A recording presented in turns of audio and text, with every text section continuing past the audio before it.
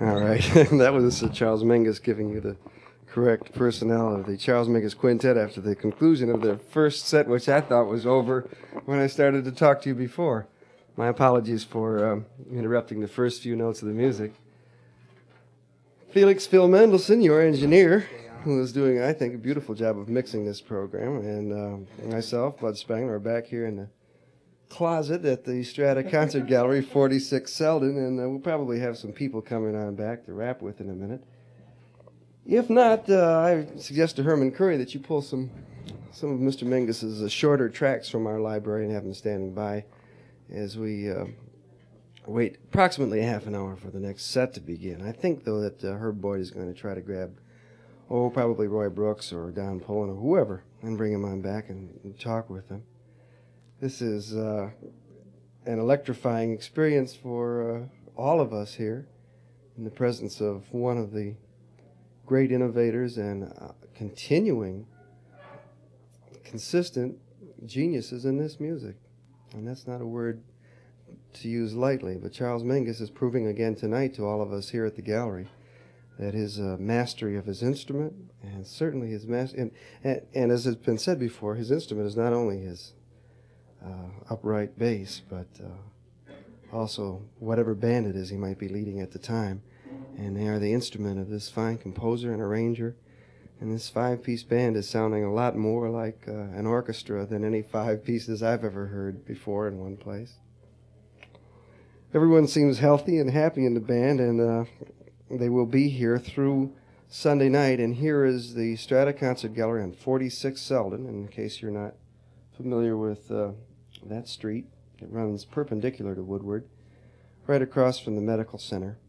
And it's in the first block of Selden, on the west, right? West side of Woodward. Okay. So come on down. Performances are $4 in advance at $5 at the door, so it would be a wise thing to come on down during business hours, between which for the folks around here who work until 2 o'clock in the morning on nights like this, the business hours are around 1 o'clock, so it would be a good idea. They start then and go to about 6. So it would be a good idea to call 831-1666, 831-1666. Should probably tell you that you're listening to public radio, what else, in Detroit, WDET FM, about the only place where you will hear this kind of thing, and it's a good time to remind you that you need to support with your tax-deductible contributions public radio in order to keep the station and these kinds of things happening. Feels like a small miracle taking place here in the month of February. We've already had Keith Jarrett's fine quartet, Tribe, last Saturday night, Mr. Mingus and his quintet tonight, and we will be featuring in 2 performances the Herbert Hancock septet, including a synthesizer and acoustical instruments. So all of that happening for you on public radio. So we don't have any commercials except these kinds of raps. We need your money to keep the station on the air. So send your dollars, your checks, all tax deductible to WDET FM 5035 Woodward. That's okay, Phil. Detroit 48202. What's happening, Charles? What's that? We have monitor possibilities. Who can't hear? Do we have a monitor? Oh, because they said they can't feel an bandstand. They can hear themselves. Sure don't sound like it. It sounds like they can hear everything that's happening. This is your program, you know, if you want to say it. Yeah, well, wow, what problem with these acoustics? The air thing is they can't feel their presence. So I don't know what we can do to We need a guitar amplifier then, for a backup speaker. If anybody wants to bring a nice guitar amplifier down to the Strata Concert Gallery, we'll let you in free. How's that? Call us up first at 831-1666, and we'll make sure that we'll be expecting you. Bring a guitar amp, and we'll let you hear the rest of the night. We need something for a backup speaker. Is Herb going to get anyone for an interview? Do you know? I didn't see him. Where Is her back there? Extremely informal. By the way, in case you're wondering if there's anything wrong with your set, I'm only at, what is it, the right channel, Phil? Left channel. I'm only in the left channel because we ran out of mic patches and stuff. So. If you're in the right channel. Jeffrey Jacks, come on in, Jeff. Might as well talk to the media community if we can't get the musicians out here. Jeffrey Jacks of the South End, also at one time of until well, you talk about that if you want, and one time with Cream magazine. You still writing for them? Don't mention that word in my presence. Temperamental writer. Just what I needed, a temperamental writer. No, come on in, Jeff.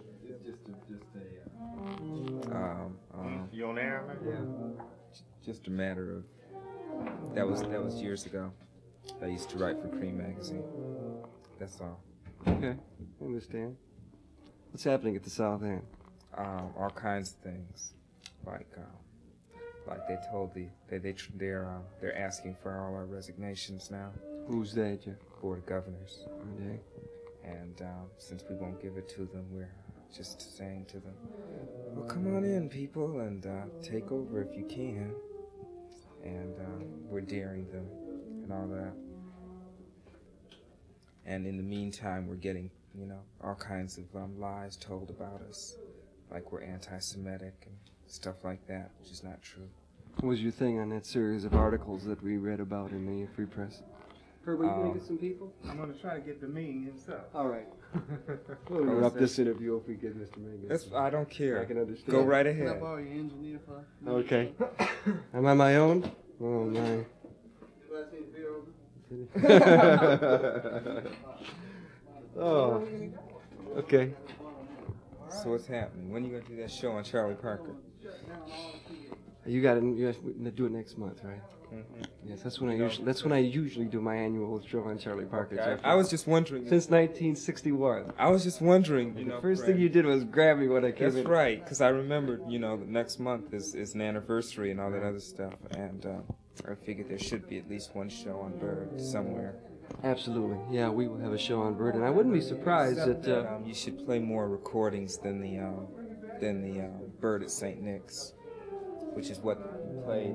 Well, whoever Kenny did it once and played that, and 2 or 3 other things, which is what he usually plays, which might be all he has. But well, I've got about 15 records by Bird. Very good. You should do it. I have been doing it regularly, annually. Very good. Yeah. Very good. Yes. The guitar amplifier just arrives. Right on back. Okay. All right. One of my come on in old with us? Come on in classmates with at us. Biggie and O. Jeffrey can come. Okay. What else is happening? What else is happening is this series of broadcasts that WDET has, but more significantly, the fact that there is a really small crowd down here tonight for the Saddened by that fact. probably the most important artist of our time who has appeared in this city in many, many years. Certainly the most important artist of our times to have appeared at either this or the old gallery. And we want people to come down. Come on in, Roy. Come on down and spend a little bit of your money to support this music and to keep it alive and keep places like the gallery alive, which need your support, to keep on bringing in the people. We're not trying to sell you drinks down here, any of that foolishness. You have music to deal with, and that's all. Mr. Roy Brooks just came in. Hey, how you doing? I'm fine, right? Beautiful, Good to see you. beautiful, beautiful. Yeah. Yeah, it's good to be Come on home. and sit down. It's good to be home. You know. Have a seat. Right. Right.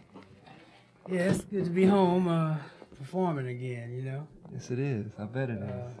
It's good to have you here. You right. certainly sound good. Oh, thank you Take very that much. from a drummer there. I Oh, really oh. think you sound beautiful Thank tonight. you. That's a compliment. Thank you. I can remember hearing about the mad drummer at the West End back many years ago. Oh, He was yeah. playing in front of his bass drum and other fire things that I see with your hoses and the tom-toms that you Right.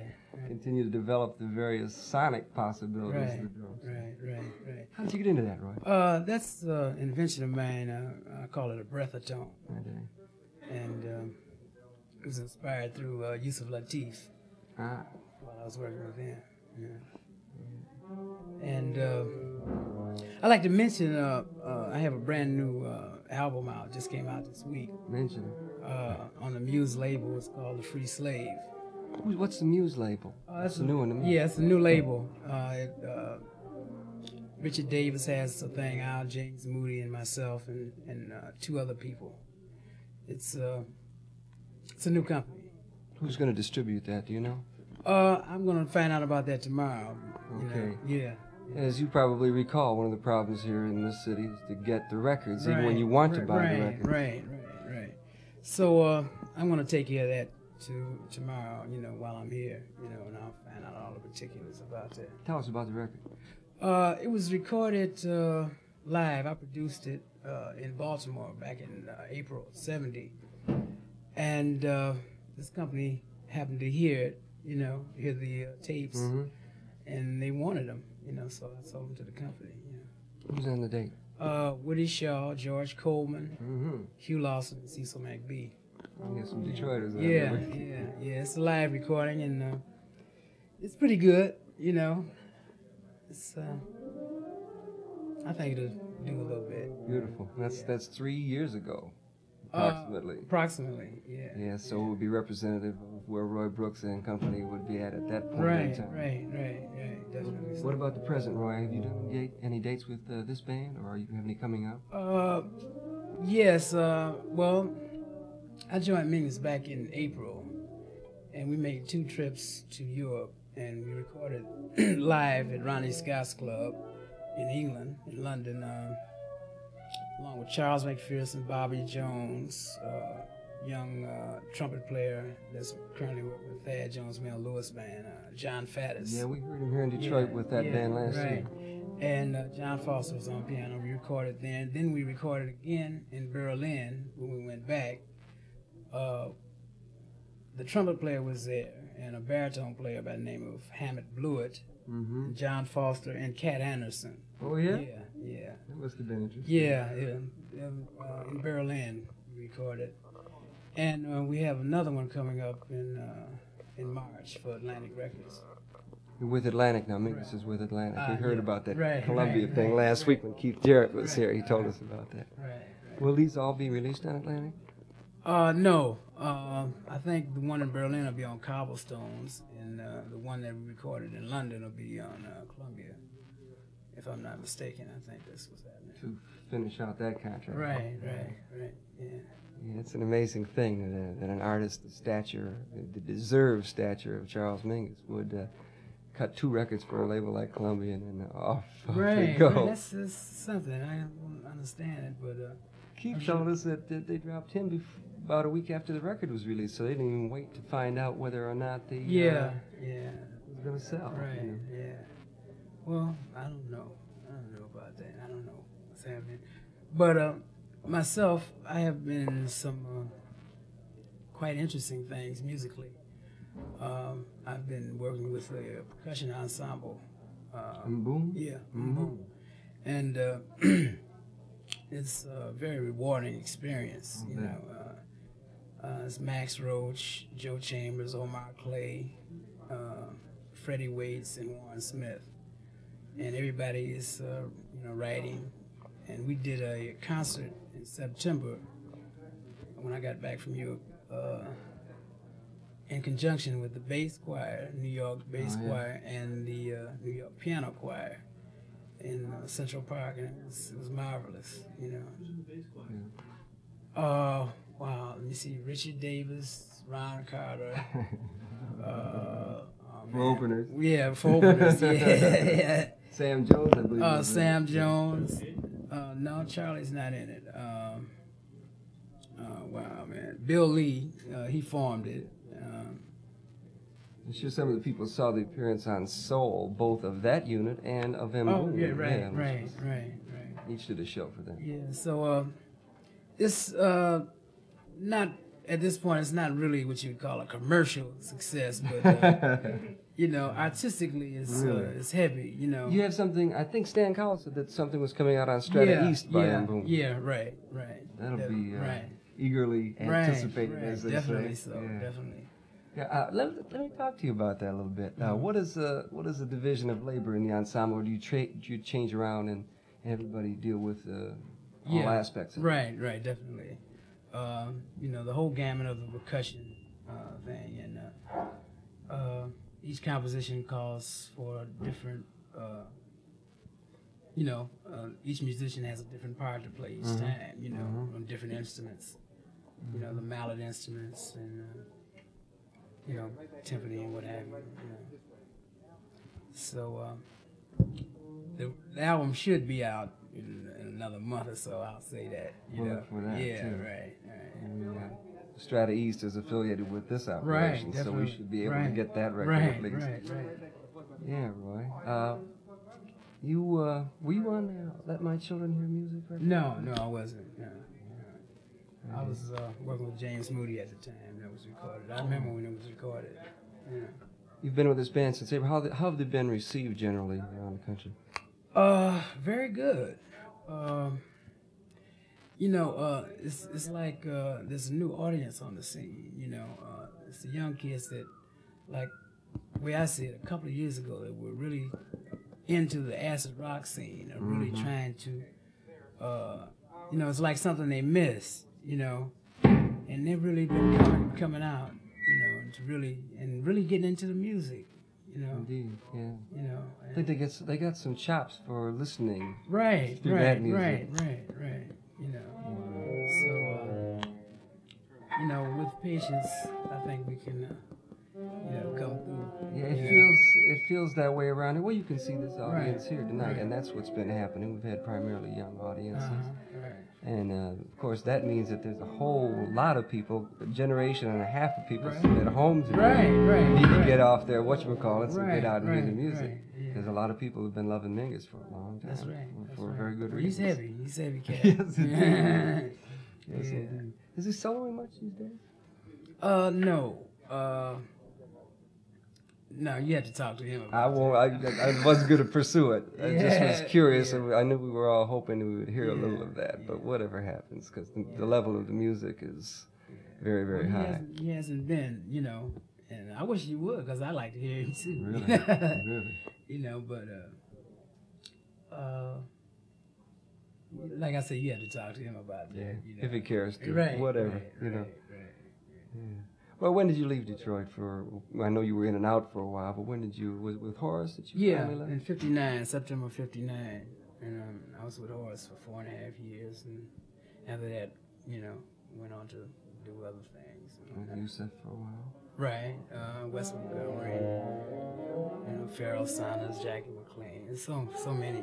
Yusef, you know, it's a lot of people. Yeah, well, that experience, I believe, really shows in your playing, the depth and dimension in your playing is Thank you very much. very beautiful to hear. Yeah, you know, and that whole experience of recording, I always contend, in fact, everybody who does these programs on the stations, I was trying to tell people that you have to get out and hear the artist in person to find out what in fact is happening. Right. Because even a live recording won't tell you the story. Yeah, right. This broadcast isn't telling the story. Right. So a certain presence that that's needed, you know, because there's a, you know, usually there's a rapport between the musicians and the public, you know. Really? You know, I mean, you can rehearse all day, but it's not the same thing, you see. You know, we play the four walls, but it's not the same. No. It's not the same thing, you know. The communication is completed when the people are there and you're there and the whole thing goes down. Definitely. Yeah, I think, well, you already know about Detroit audiences. I think they're fairly astute audiences when they come. When they come, yeah, right. Yeah, well, you know, I had the very excellent experience, very good experience of coming up during a time when Detroit was flourishing musically. And they had the New Music Society with Kenny Burrell, Pepper Adams, Elvin Jones. That's when I first got introduced to Elvin Jones, you know, and Barry Harris, Tommy Flanagan, and it was, you know, I mean, it was really something, you know. And I was talking about this today, like the younger cats, like Kenny Cox and myself, Alice Coltrane, and Charles McPherson, and Lonnie Hilliard, and so many other cats of that age were younger. We would have our own private sessions, you know, to try to get our thing together, you know. Then you know, after we get through, we'd go and listen to the, you know, the big cats like Yusef and those cats, you know, and Thad Jones, and so we really had something to go by, and the people were just always on the scene, man. It was beautiful. And there was a hell of a scene in those days too. Klein's, Right. You know, so Rouge Lounge, right. Yeah. You know, and at that time I was too young to get in the clubs. You know, I remember. I'd go by the Bluebird and knock on the window and tell Elvin to pull the Venetian blinds down so I could peek in. You know, and it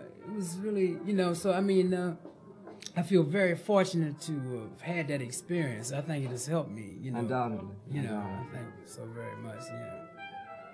We would be interested in what you've seen around the country, because here in Detroit, CJQ, Creative Profiles, New Art Quintet, and a couple of other bands on their way up in contemporary field. There are a couple of other bands in other areas. Yeah, that are, right. Some interesting things, but the scene seems to us to be very sparse, very skimpy right now. Have you seen this in other cities as well?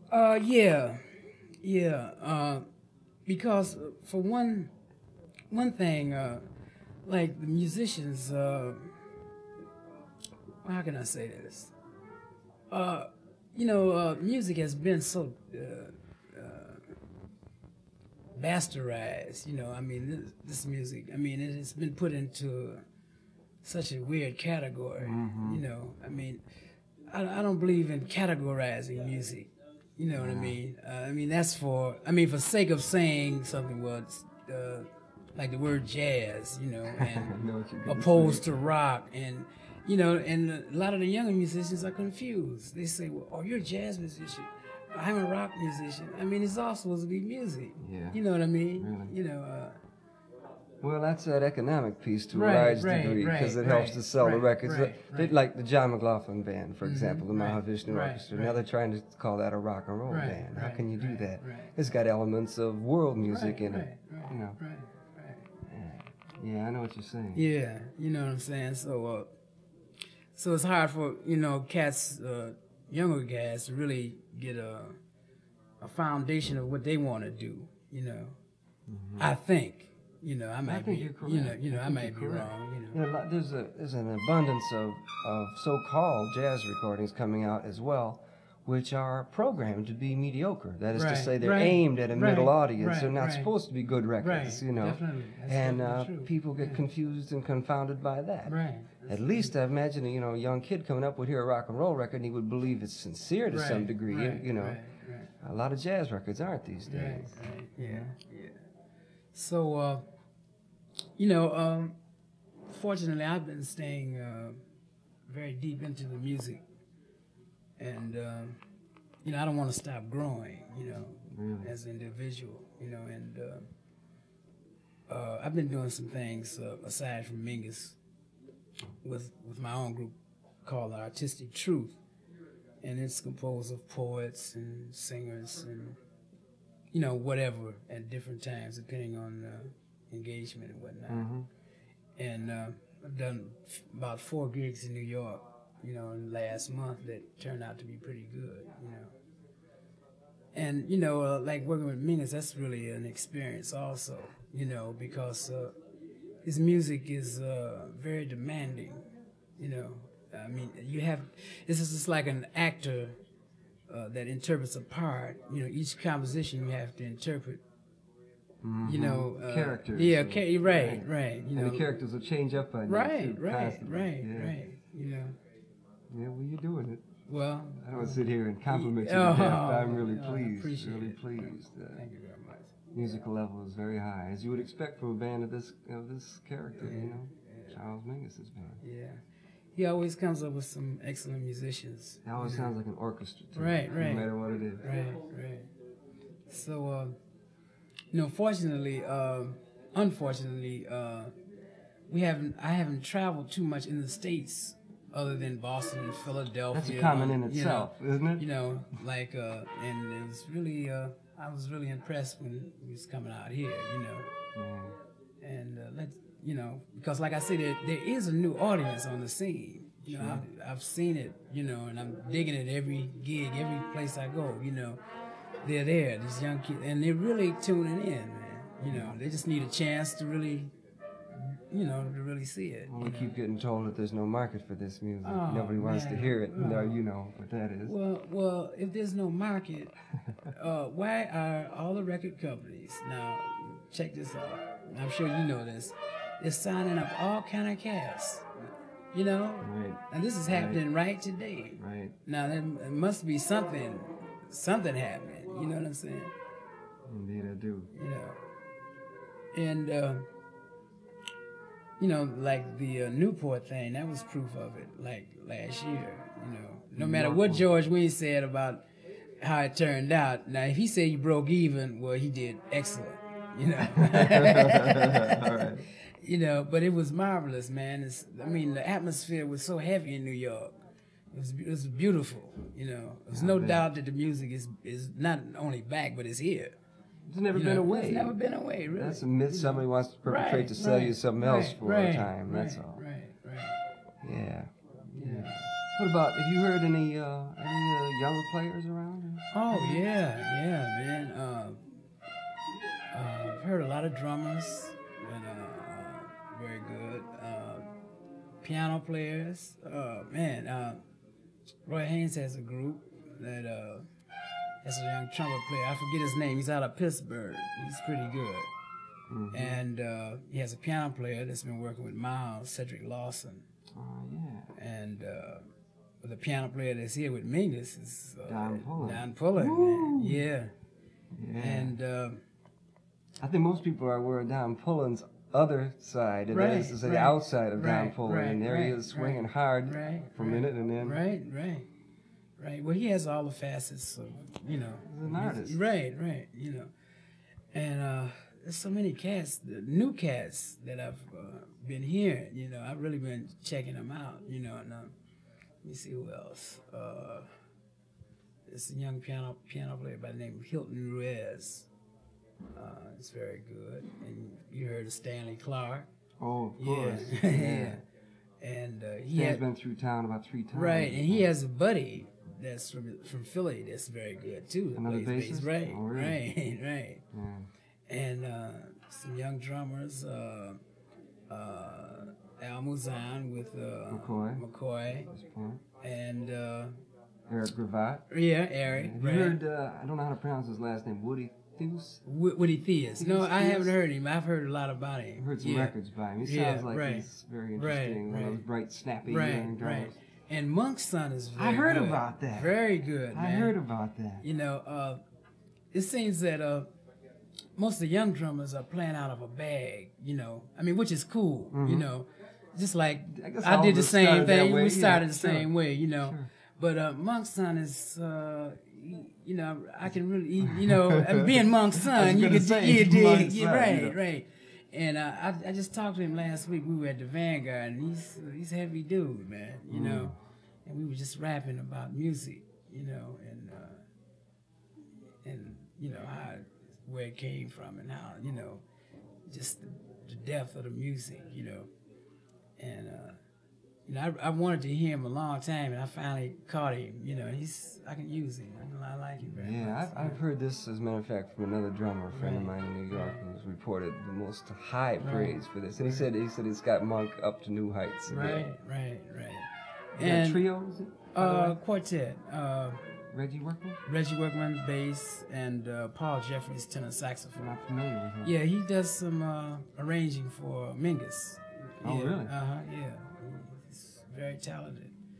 And there's some old cats that are really doing it, man, like Roy Haynes. I hate to lay on the drummers, but Roy Haynes is... He never has let me down. Oh, man. He's really doing it, man. I catch him every time he hits, you know. And naturally, Elvin, you know. And I saw Tony Williams last week, and he's coming out with a new group in March. Who was he playing with when you saw him? He hasn't been working as of, you know, he's just concentrating on his recording thing right now. But he did some things over in Europe as a single, then he with the George Wein thing. But he's coming out with a group in March. He said he's going to open up in the Jazz Workshop in Boston. He's supposed to be through here over at Baker's. Oh, good. And I'll be front and center. Yeah. He's going to have like a different group he's gonna have a singer and 2 keyboard instruments. The new album has a singer by Tequila. Yeah, Tequila. Uh-huh. Yeah, right. Yeah. Yeah, and a bassist. You know, so anxious to hear that. And that sounds about like the instrumentation of the current album that just came out. Yeah, I haven't heard it. Bums yet. Rush. It's Oh, called yeah? Old Bums Rush. His father's on tenor on it, I think 1 or 2 tracks. Oh, beautiful. Yeah, Tillman Towns. Uh-huh. I mean, Tillman Williams. Yeah, Right? very good, very good. Well, beautiful, Roy. Thank you for spending some time with us. Okay, thank you very much. And we'll be looking forward to hanging out this week. Yeah, beautiful. Thanks so much, man. Thank you very much. Roy Brooks, a name which is familiar to Detroiters for a good long time. And we'll be talking to, well, Roy off mic probably for a minute in the days to come. And in case you're wondering what this is, if you just tuned in, you're hearing the intermission of a live presentation of the music of the Charles Mingus Quintet, coming to you from the Strata Concert Gallery on 46 Selden in Detroit over public radio, WDET FM at 101.9. And it's in stereo. I'm only in the left channel, but the music is in both and very rich and full. Your engineer is Phil Mendelson, and we think very highly of Phil's work as well.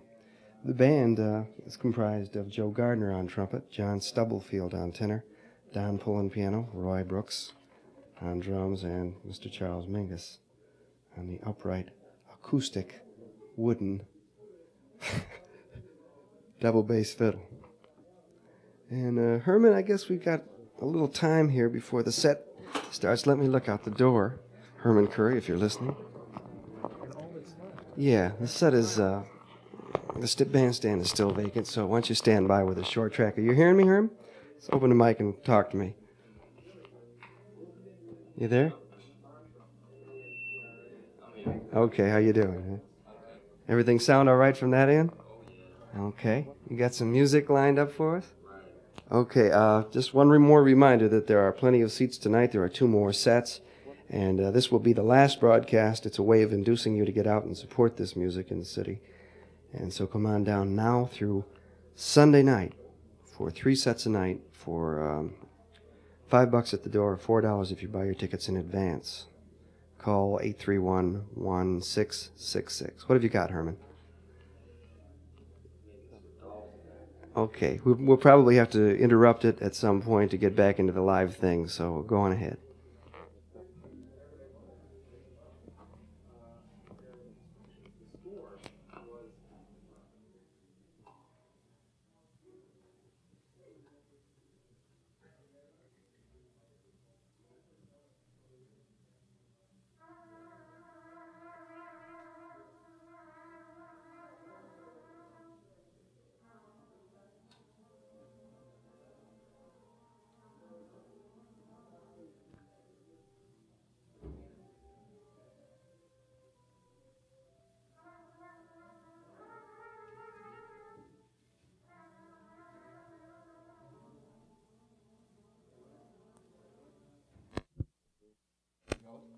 And Don Pullen back in the back room.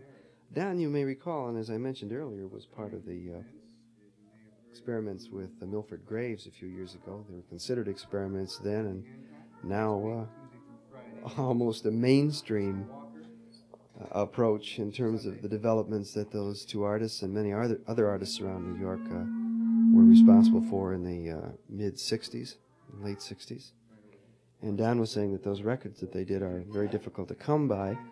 And he's going to try to make them available to us here in Detroit via the gallery and the radio station, which is really nice news. So hopefully in a week or so I'll be able to give you information that you can obtain those very rare, and even though I've never heard them, I'm sure most exciting and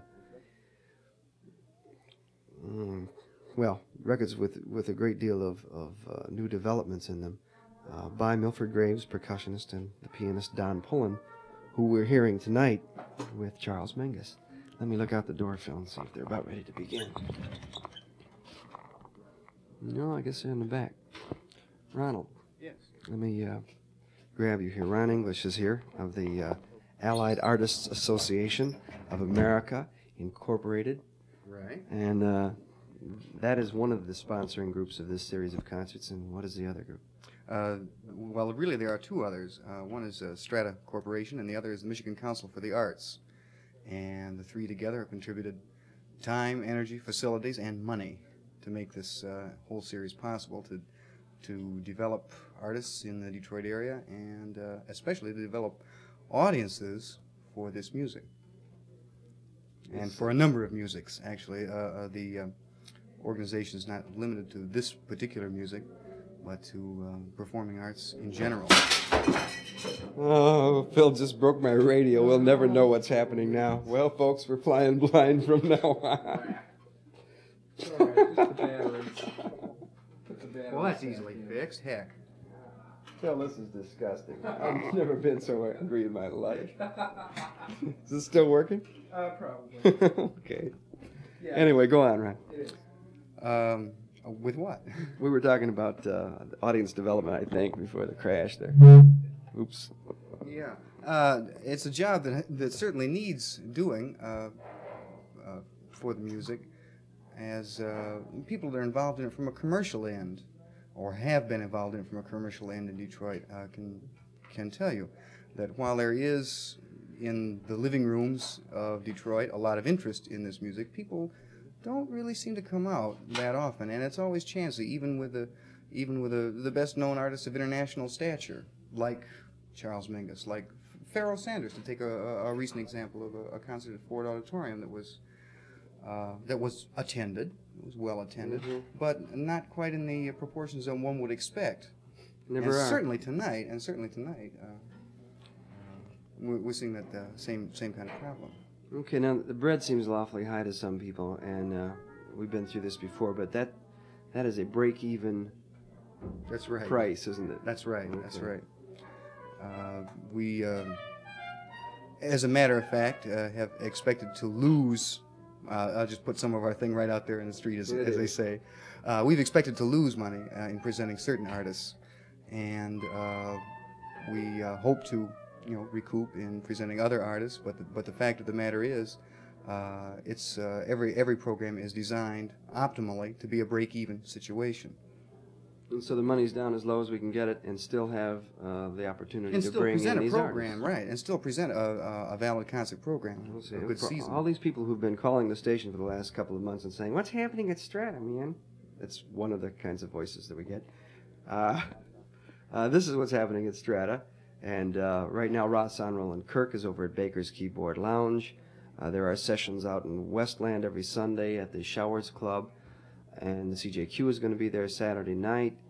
And after Mr. Mingus leaves, Herbie Hancock brings in his unit, and then was it CJQ, Ursula Walker, and head arrangement in that order? Ursula Walker first is on the Sunday, the February 25th. Yeah. And then just for that one night. And that's at this point that's a fairly rare appearance for Ursula in the city itself. In the city, in an environment like this, and she's doing a bunch of new material. Right. It's not the usual love song cocktail lounge thing that most singers are relegated to, but in fact some different kind of material, and if we develop it, you'll hear works by Monk and all kinds of people. Okay, here's the Charles Mingus Quintet again. There'll be a little warm-up sounds, and then the Mingus Quintet.